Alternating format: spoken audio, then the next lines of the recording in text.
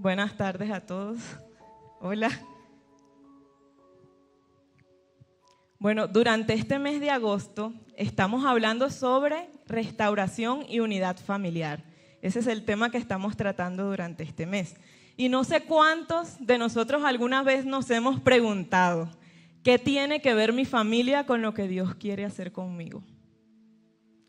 La respuesta a esta pregunta es todo, porque los propósitos de Dios no son únicamente personales, sino que también son familiares y generacionales.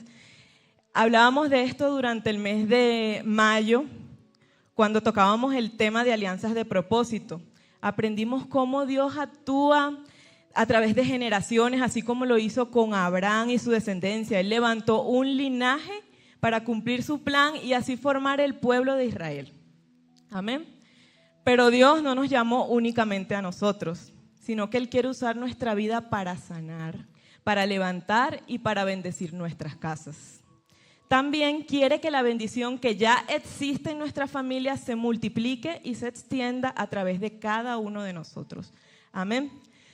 Quiero decirte en esta tarde que no importa si tú vienes de una familia de fe con muchas generaciones caminando con el Señor, o al contrario, si tú eres el primero en tu casa, el primero en tu familia en creer en Él. Quiero recordarte algo importante, y ese algo es que tú eres parte de un plan que Dios comenzó antes de ti y que seguirá después de ti. Dios te puso en tu familia con un fin, con un propósito.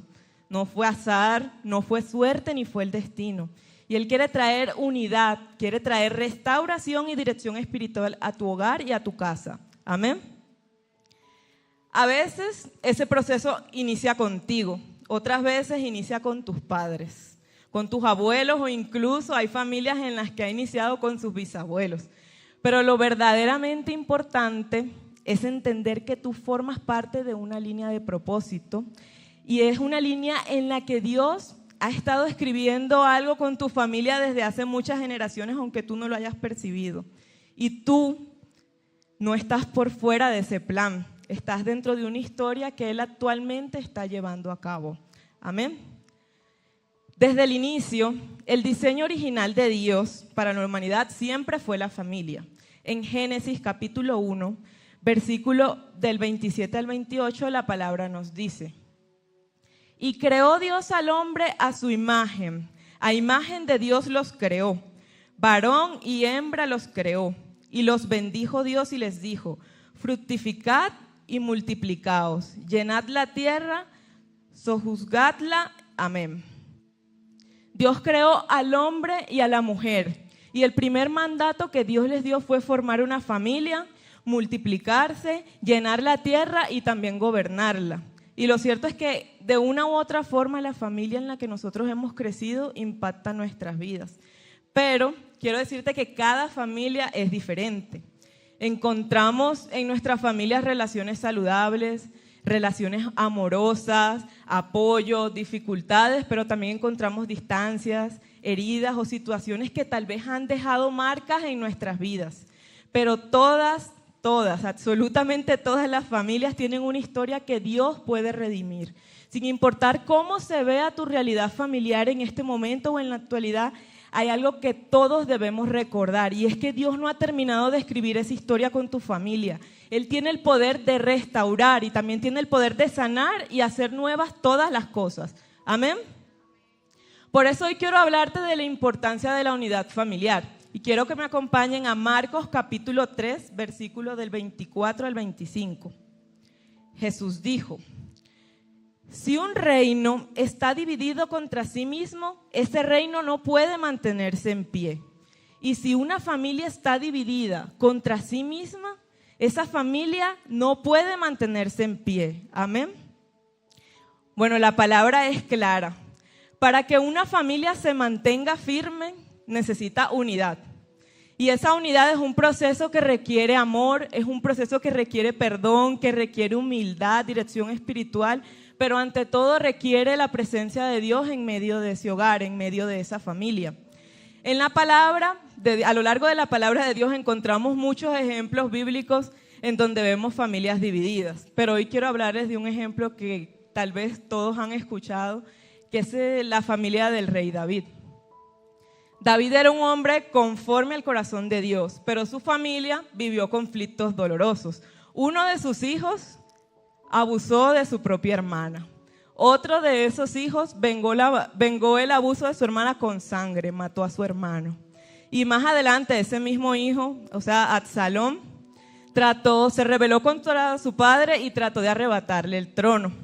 División, odios, heridas profundas, pero lo asombroso de esto, lo maravilloso de Dios es que sin embargo su familia fue restaurada, porque recordemos que del linaje de David nació el Mesías. Y eso nos muestra a cada uno de nosotros que ni siquiera una familia rota o una familia que ha sido quebrada está fuera del alcance de Dios. Él puede usar lo quebrado y transformarlo en algo glorioso. Amén. Por otro lado, hablando ya de un ejemplo positivo, vemos la historia de Noé. La palabra nos dice que Noé era un hombre justo. Dice que era la única persona intachable que vivía en la tierra en ese tiempo. Y además de esto, él anduvo en comunión, vivía en intimidad con el Señor. Dios le encomendó una tarea. ¿Ustedes recuerdan cuál era esa tarea? El arca, así es. Construir un arca para así salvarse del juicio que vendría sobre la tierra. Pero quiero hacerles una pregunta. ¿Quiénes creen ustedes que fueron preservados junto con él? Porque Dios no preservó únicamente su vida. Su familia, así es, su esposa, sus hijos y las esposas de sus hijos. Es decir, que veíamos a una familia unida, obedeciendo juntos, y esa fue la familia que fue preservada por el Señor. Esto nos muestra que cuando una familia se une en fe, Dios la sostiene, pero también la guía. Nos muestra que cuando una familia está rota, aún así Dios puede intervenir y puede restaurar esa familia. Amén. Sin importar cuál sea tu historia, Dios quiere trabajar en tu casa y en tu familia. Él desea preservar lo que ya está firme y restaurar lo que en este momento no se encuentra firme o que ha sido dañado. Sí es cierto que existen distintos tipos de familias, pero hay algo que todos tenemos en común, y es que ninguna familia es perfecta. Ninguna. Y esto es importante decirlo con claridad, porque muchas veces vivimos bajo la presión de aparentar lo que no somos, especialmente en esta era en la que vivimos, que pasamos tanto tiempo en las redes sociales. A veces, plataformas como Facebook, como Instagram, son plataformas que están diseñadas para mostrar una versión idealizada de la vida. La realidad es que lo que nosotros vemos no siempre es la verdad o no siempre es la realidad. Normalmente cuando entramos a las redes sociales sí vemos fotos de familias, pero las vemos paseando, las vemos disfrutando, las vemos gozando, pero no vemos fotos de las discusiones que ellos tienen, no vemos los momentos en los que ellos atraviesan dificultades, los procesos que enfrentan. Es por eso que esas cosas que no se publican no quiere decir que sean cosas que no sucedan o que no existan. Esas cosas también pasan, simplemente que no están al alcance de nosotros. Y si nosotros no tenemos cuidado y no tenemos claro esto, podemos caer en la trampa de compararnos todo el tiempo con esas familias y de idealizar esos modelos familiares que vemos en las redes sociales, pero que en realidad no existen, no hacen parte de la realidad. Olvidamos que toda familia tiene heridas, toda familia tiene luchas, tiene procesos. Quiero decirte que no estamos llamados a compararnos con otras familias, sino a permitir que sea Dios quien obre en nuestras vidas tal como ellas son. Dios no necesita una familia perfecta para manifestarse. Él solamente necesita que nosotros tengamos unos corazones dispuestos para permitirle que Él lo haga. Amén. Puede que de niños alguna vez, cuando hayamos vivido alguna comparación, no sé si a algunos de ustedes les pasó que cuando sus papás los regañaban o tal vez atravesaban alguna situación complicada, pensábamos: ¿cómo me gustaría vivir en la casa de fulanito? Allá en la casa de mi amiguito no pasa eso. Eso no pasa, pero lo que no sabíamos cuando éramos niños, pero hoy que estamos más grandes, que ya somos adultos, comprendemos, es que no conocemos la historia familiar que había en la casa de nuestros compañeros. Y no sé si han escuchado un dicho popular que dice: Una cosa es lo que sucede de puertas para afuera y otra lo que sucede de puertas para adentro. ¿Cierto? Lo cierto es que entre las heridas familiares más comunes que podemos encontrar están las de rechazo, la comparación, el favoritismo, lo vemos entre los mismos miembros de la familia. Y son marcas que, aunque puedan ser invisibles, terminan repercutiendo en lo más profundo de nuestros corazones. Sin embargo, quiero decirte que es importante resaltar que reconocer estas heridas o estas marcas que tengamos no significa reconocer que nuestros padres hayan sido unas malas personas o que hayan sido unos malos padres, ni que nuestra familia mucho menos sea un fracaso.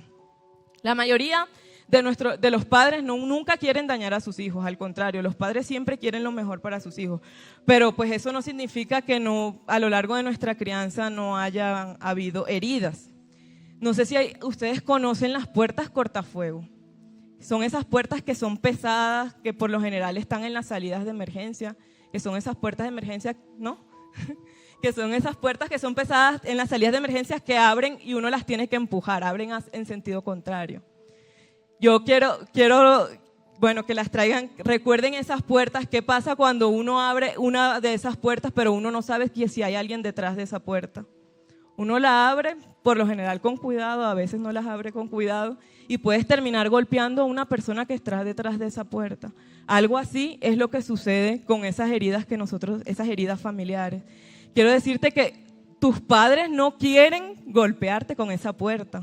A veces eso sucede, y no precisamente con una intención, con un propósito o con maldad, sino que a veces esas cosas suceden por desconocimiento, falta de herramientas o simplemente porque nos centramos tanto en nuestra propia historia que desconocemos que nuestros padres también vivieron su propia historia con sus papás y ellos a veces están repitiendo lo que ellos vivieron. Y hoy en día, no sé si han escuchado, se habla mucho sobre las nuevas crianzas, las nuevas metodologías de crianza. No sé si han escuchado hablar sobre la crianza respetuosa, la crianza positiva, incluso la crianza democrática. Existe la crianza democrática también. Hoy en día los padres de estas nuevas generaciones se documentan porque hay más herramientas, es claro. Se documentan sobre esas nuevas formas de corregir, de generar vínculos con sus hijos y tal vez de ser más empáticos con ellos. Otros crecimos con unos métodos más tradicionales. Algunos crecimos con métodos más tradicionales, unos crecieron con la correa, con el cinturón, otros entendíamos el lenguaje visual de nuestros papás, otros sabíamos que cuando nuestros papás abrían los ojos, ya sabíamos qué era lo que teníamos que hacer. Pero lo que a mí me sorprende mucho ver que hoy en día, a pesar de que los modelos de crianza como que se han actualizado, han salido tantas cosas, hay tanta información al alcance en las redes sociales, igual escucho comentarios como, bueno, puedes emplear ese nuevo modelo de crianza, pero igual cuando tenga 15 años algo te va a reclamar. Algo te va a decir. Y no es que esté mal investigar o poner en práctica los nuevos modelos, los nuevos métodos, pero debemos tener claro que aunque se emplee el método más moderno, el método más innovador, seguimos siendo humanos y podemos fallar. Y así mismo sucede con nuestros papás. ¿Cuántos de nosotros también escuchamos frases cuando crecíamos a nuestros papás diciendo, cuando seas grande me vas a entender? Yo lo hago por tu bien.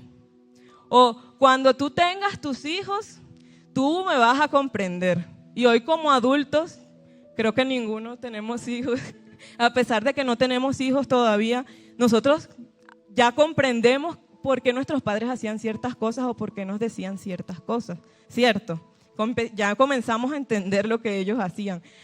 Y pues ahora bien no estoy minimizando lo que cada uno de nosotros ha vivido, cada una de las heridas que ha tenido. No se trata de ignorar el dolor que quizás hemos cargado durante años, pero sí quiero hacerte una invitación. Y esa invitación es a que reflexiones, a que le pidas al Espíritu Santo que te revele cuáles son esas heridas que tú has venido arrastrando durante este tiempo y que no has tratado.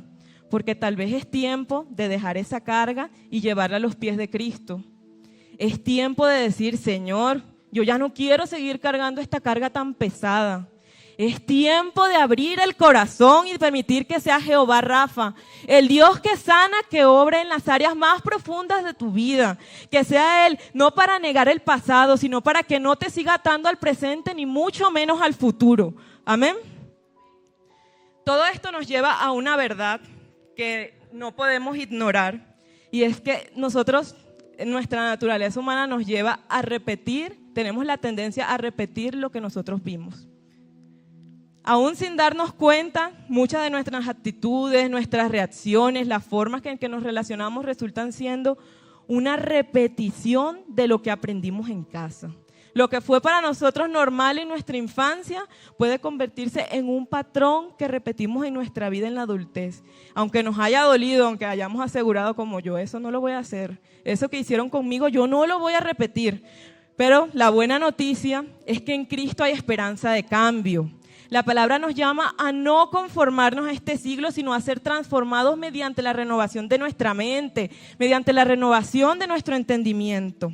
Y esa renovación incluye nuestra forma de ser, incluye nuestra forma de hablar, nuestra forma de perdonar, nuestra forma de expresarnos con los demás. Y si hay patrones que se repiten, es cierto, sí los hay. Sí, también hay ataduras generacionales. Hay ataduras familiares, pero también hay poder en el nombre de Cristo para romper cada una de esas ataduras. Amén. No fuimos llamados a repetir y repetir y repetir esos ciclos dañinos, sino a sanar nuestra generación. También somos llamados a bendecir a la generación que viene, porque no se trata únicamente de sanar nuestro pasado, sino de construir un legado diferente para nuestro futuro. Amén. Y bueno, este es el tiempo, esta es la temporada en la que nosotros decidimos romper todo aquello que nos ataba y comenzar a edificar lo que Dios quiere hacer a través de nosotros. Y si queremos romper patrones, si de verdad nosotros anhelamos dejar un legado diferente, entonces hay algo fundamental que debemos entender, y es que la restauración no comienza afuera, sino que comienza en uno mismo, comienza adentro. El primer paso para la sanidad familiar no siempre es que el otro cambie, no siempre es que las cosas se acomoden, sino que a veces es perdonar, empezar por perdonar y permitir que sea el Espíritu Santo el que sane nuestro interior y nos empiece a dar como una nueva perspectiva de lo que hemos estado viviendo. Y sí, quizá o seguramente tus padres cometieron errores, seguramente se equivocaron, quizá hubo cosas que faltaron, palabras que seguramente también dolieron, pero también es verdad que la mayoría hizo lo que pudo con lo que tenía, entregó de lo que había recibido. Y no lo justificamos del todo, pero sí podemos mirar con más compasión y menos juicio a nuestros padres. Es momento de cambiar de rol, de dejar esa postura acusadora donde señalamos tal vez lo que ellos no hicieron, lo que nuestros hermanos no hicieron, y movernos a un lugar de comprensión, de dejar de repetir la frase, yo soy así por culpa de ellos. Esa es la razón por la que yo soy así, y empezar a decir, soy así. Sí, soy así, pero en Cristo puedo ser transformado. Amén. Debemos dejar a un lado ese rol de víctima, porque no se trata de negar lo que viviste, sino de decidir no quedarte ahí. Se trata de decidir avanzar, de dar un paso al frente. Recuerden que tendemos a repetir patrones. Y quien vive desde la herida inevitablemente termina hiriendo a los demás. Pero afortunadamente, quien vive de la restauración, sucede lo mismo, también repite el patrón. Quien vive de la restauración se convierte en un canal de sanidad para otras personas. Amén.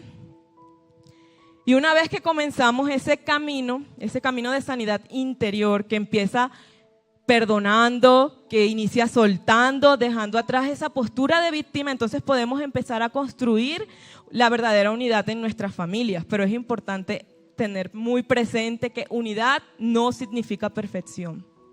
No significa perfección. No significa que todos siempre vamos a estar de acuerdo, nunca, no va a haber ninguna discusión o no va a haber nunca un momento difícil, un momento de dificultad en nuestras casas. Las diferencias van a seguir existiendo, yo no les voy a mentir. Las diferencias van a seguir existiendo. Lo que cambia o lo que va a cambiar es la manera en la que nosotros enfrentamos esos desacuerdos, esas diferencias, de qué manera afrontamos los conflictos que tenemos. Y esa unidad tampoco se construye con imposición.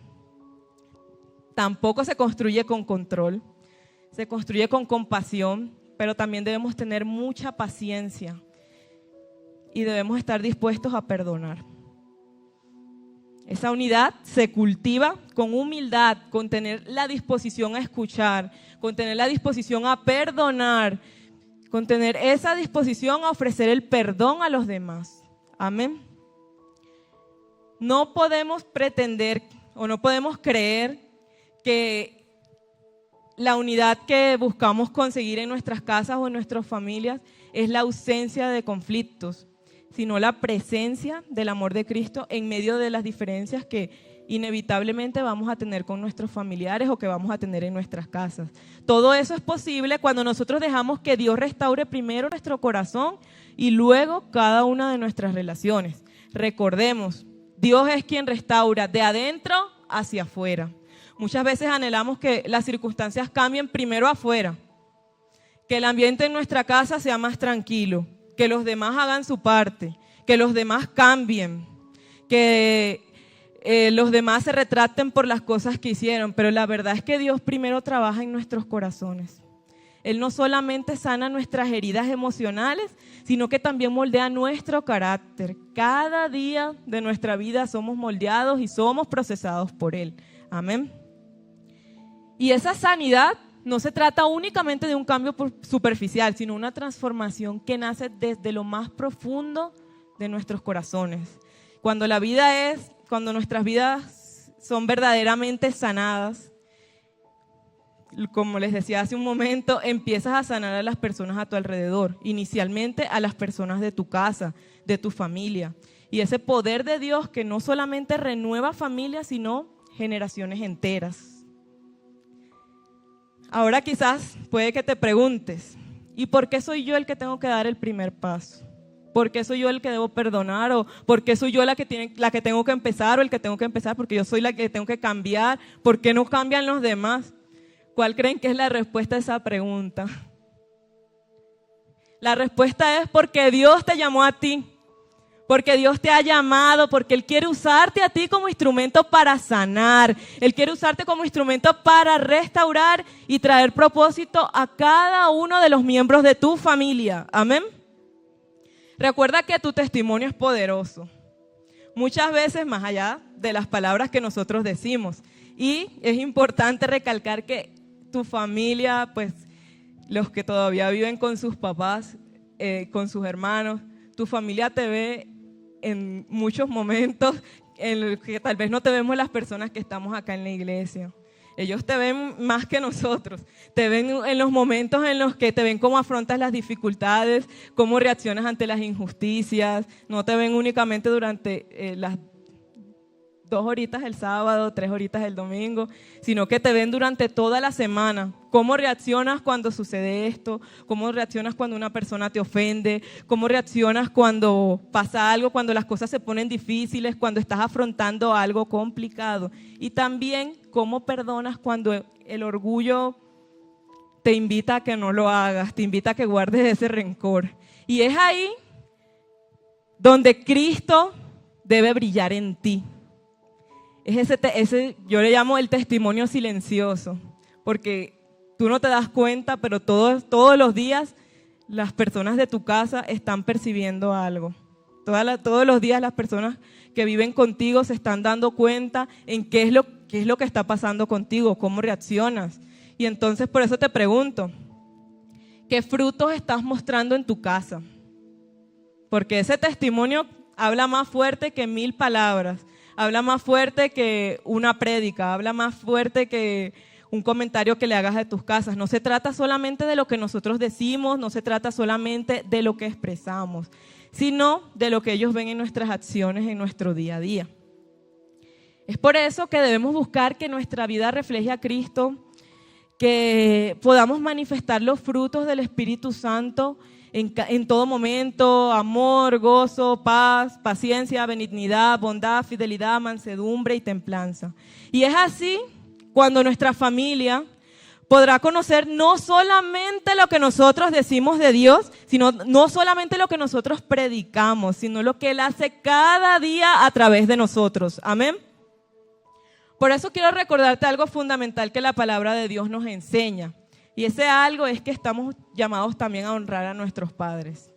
Y ese honrar a nuestros padres es sin importar el camino espiritual o la estación espiritual que tal vez ellos estén transitando en este momento. No somos llamados a juzgarlos ni tampoco a señalar sus errores con amargura, con resentimiento, y tampoco podemos desobedecerlos o desautorizarlos simplemente porque ellos no comparten nuestra fe o porque tal vez hayan tomado decisiones equivocadas. Honrar a nuestros padres, a lo largo de la palabra podemos leerlo como un mandato que va más allá de sus aciertos, va más allá de las fallas. Es una muestra es una muestra de respeto, es una muestra de obediencia a nuestro Señor. Y al honrarlos, abrimos esas puertas de sanidad y reconciliación. Mostramos el amor de Cristo aún en medio de las dificultades familiares. Amén. Y para terminar, quiero recordarte lo que nos dice la palabra de Dios en Filipenses capítulo 1, versículo 6. El que comenzó la buena obra en ustedes, la buena obra la perfeccionará hasta el día de Jesucristo. Amén. ¿Y sabes lo que eso significa? Eso significa que Dios no ha terminado contigo. Eso significa que no ha terminado con tu vida ni tampoco ha terminado con tu familia. Amén. Es por eso por lo que yo te animo en esta tarde a que perseveres, a que camines confiado en que Dios está obrando algo nuevo en tu vida y en tu casa. Que sin importar lo que haya sucedido en el pasado, Él es un Dios todopoderoso que es capaz de restaurar todo aquello que se ha quebrado y que es un Dios que también es capaz de hacer nuevas todas las cosas. Amén. Así que te animo a que te pongas de pie ahí en donde estás y que en esta tarde declares en el nombre poderoso de Jesús a ser vallado por tu hogar, por tu casa, por tu familia, a pararte en la brecha, por esa familia de propósito, por el propósito que Dios tiene contigo, no únicamente contigo, sino también por tu casa y por tu familia. A que no renuncies al plan de Dios contigo y a que te sometas a su voluntad, porque recordemos que la voluntad de Dios es buena, agradable y perfecta. Amén. Y ahí